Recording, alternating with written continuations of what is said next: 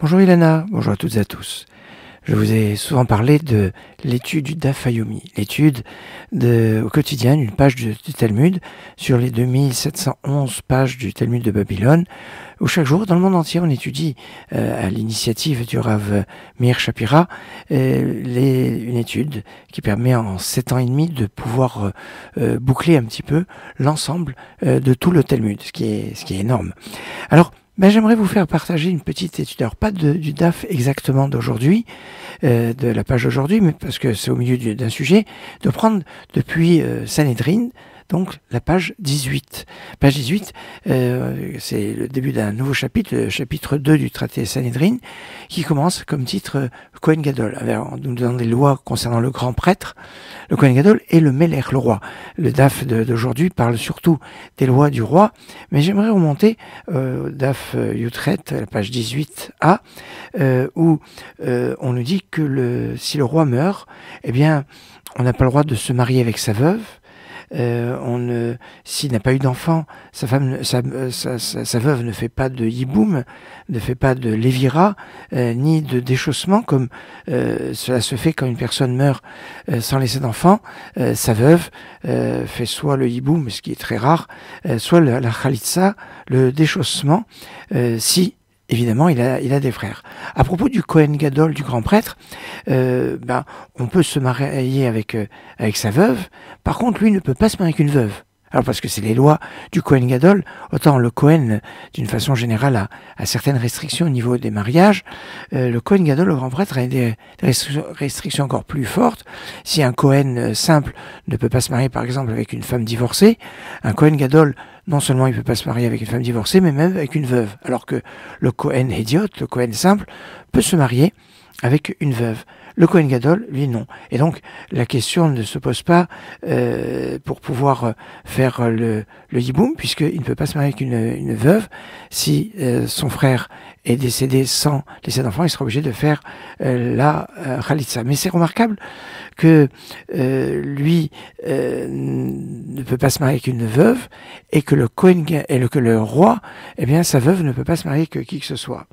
Rabbi Yehuda nous dit à propos du roi qu'un autre roi pourrait se marier avec la veuve du roi. Si maintenant le roi a un frère qui est mort sans laisser d'enfant, et qu'il est le seul frère, eh bien, le roi, vu sa personnalité, il ne fait pas de hiboum, il ne fait pas de lévira, alors que le roi a le droit de se marier avec une femme veuve.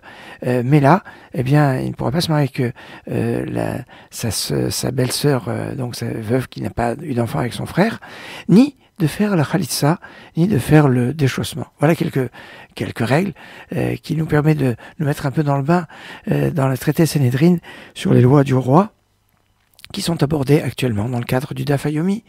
Excellente journée.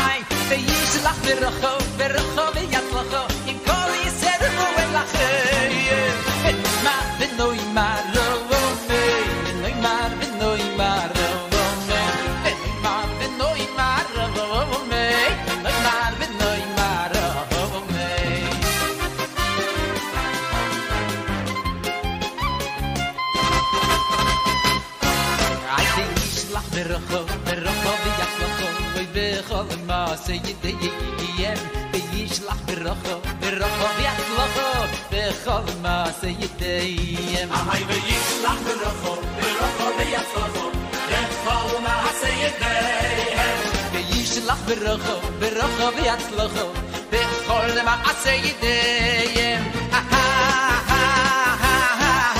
beyishlach beracho beracho v'yatzlacho bechol ma seyideyem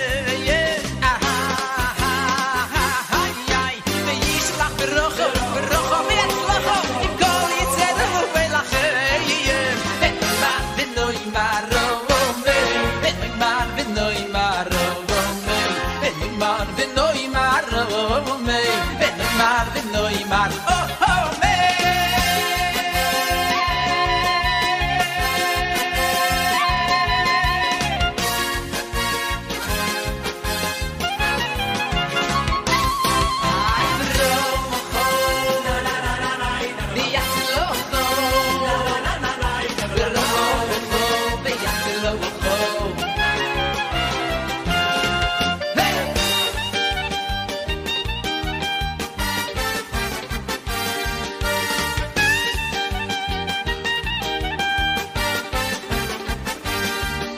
V'yishlach beracho beracho v'yatzlacho bechol ma seyideyem V'yishlach beracho beracho v'yatzlacho